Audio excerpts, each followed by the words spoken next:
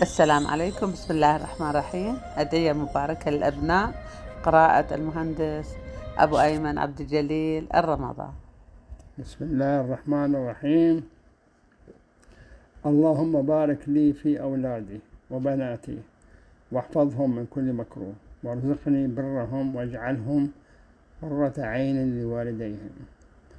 اللهم فقههم في الدين وعلمهم التأويل واهدهم إلى سواء السبيل. اللهم أنبتهم نباتا حسنا واجعلهم هادين واجعلهم من العلماء العاملين وعبادك الصالحين. اللهم أرضع عليهم ووفقهم لمحبتك وطاعتك ومرضاتك وعلمهم ما ينفعهم بما علمتهم. اللهم سهل أمورهم واصلح أحوالهم وأعمالهم ونباتهم. اللهم اللهم أحييهم حياة طيبة في الدنيا والآخرة. اللهم احفظهم من الفتن ما ظهر منها وما بطن ومن الأذى ومن كل سوء. اللهم يا معلم موسى وآدم علمهم، ويا مفهم سليمان أفهمهم، ويا مؤتي لقمان الحكمة وفصل الخطاب آتهم الحكمة وفصل الخطاب.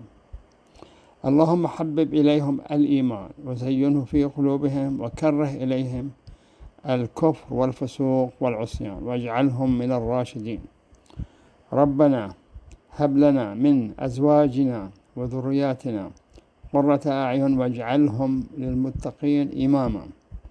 اللهم سهل عليهم دروسهم وألهمهم الإجابات الصحيحة في كل امتحاناتهم، ونور عقولهم وقلوبهم بالعلم والإيمان وطاعة الرحمن، وارزقهم الدرجات العالية في الدنيا والآخرة، ووفقهم وبارك لهم يا رب في حياتهم ودراستهم وأعمالهم وزواجهم وتربية عيالهم.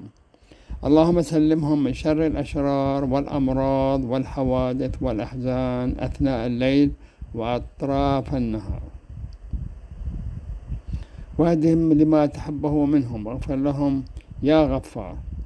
والحمد لله رب العالمين، والصلاة والسلام على محمد وآله الطيبين الطاهرين. آمين يا رب العالمين. والله يعطيك العافية يا أبو أيمن، طول عمرك ويحفظ الحبايب كلهم يا رب العالمين، يقضي حوائجنا وحوائجكم ويشفي مرضانا ومرضاكم، يرحم موتانا وموتاكم. معكم الأستاذة وفاء جواد رمضان من مجموعة همسات روحانية وبركات ربانية. مع السلامة في حفظ الله ورعايته.